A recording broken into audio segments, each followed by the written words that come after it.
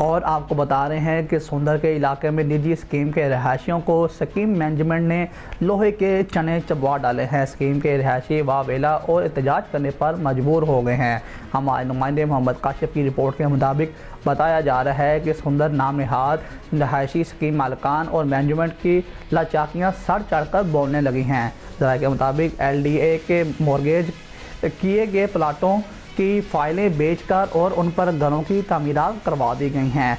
करोड़ों रुपए का घपला काट डाला है, फिर भी सब्र ना आया तो गैर स्टेशन की मद में लाखों रुपए की डिमांड कर डाली है। ना सीवरेज, ना बिजली, ना पानी, ना गैस।